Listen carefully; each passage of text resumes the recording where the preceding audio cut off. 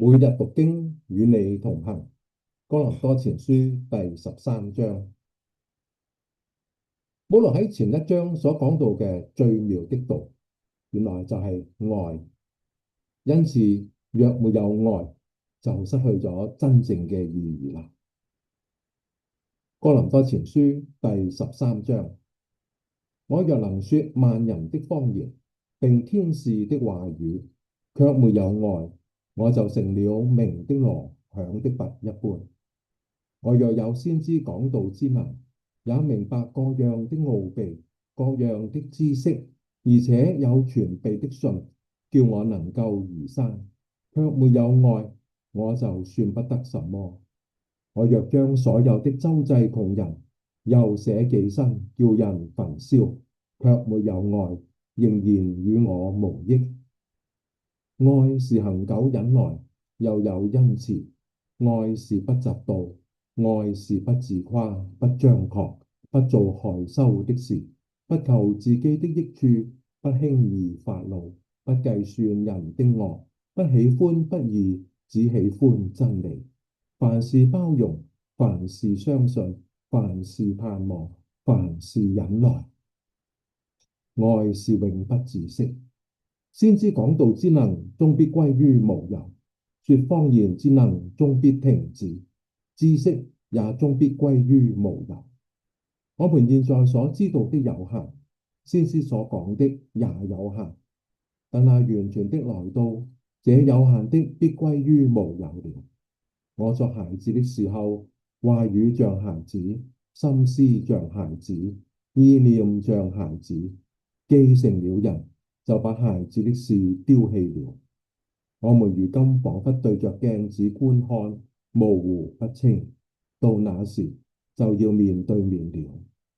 我如今所知道的有限，到那時就全知道，如同主知道我一樣。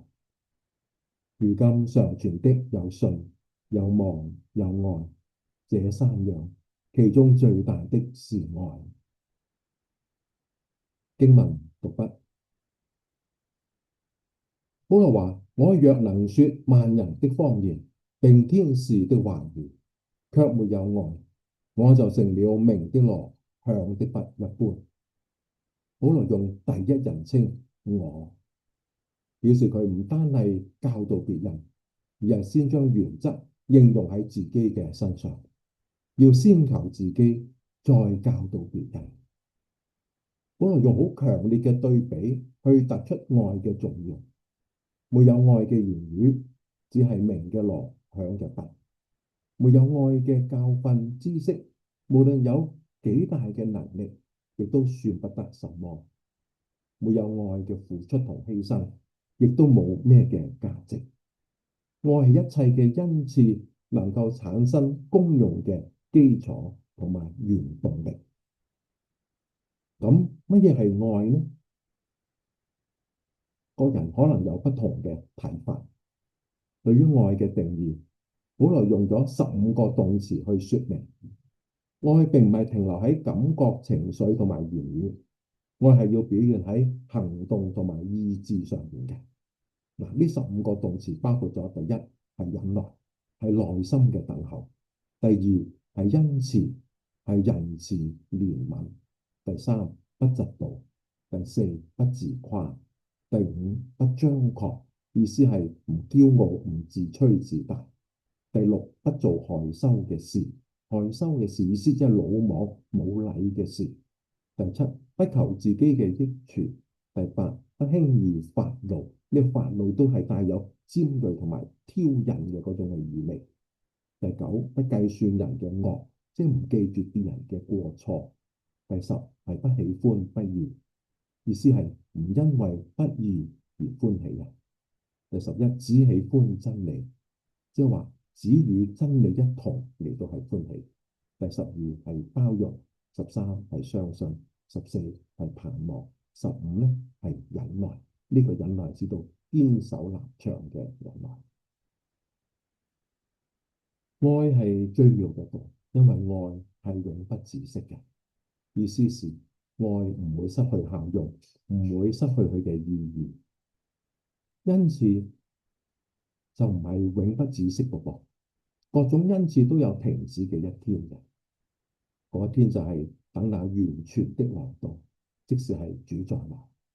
嗰時候喺新天新地裏面，呢啲用嚟幫助建立教會群體嘅恩賜就不再有用啦，亦都唔需要啦。保羅喺呢度用大人丟棄小孩子嘅思想與心思，同埋人選擇清晰嘅面對面代替模糊嘅鏡中影像嚟到說明，當完全嘅嚟到，我哋就唔再需要汲汲於現在呢啲不完全嘅東西啦。好，我哋一齊嘅祈禱。神啊，你係愛嘅源頭，因為神就是愛。求聖靈將你嘅愛澆灌喺我哋裏面，又教導我哋喺家庭、喺社會、喺教會之中活出愛。奉主名求，阿門。好，今日我哋嘅讀經就到呢度，下次再會。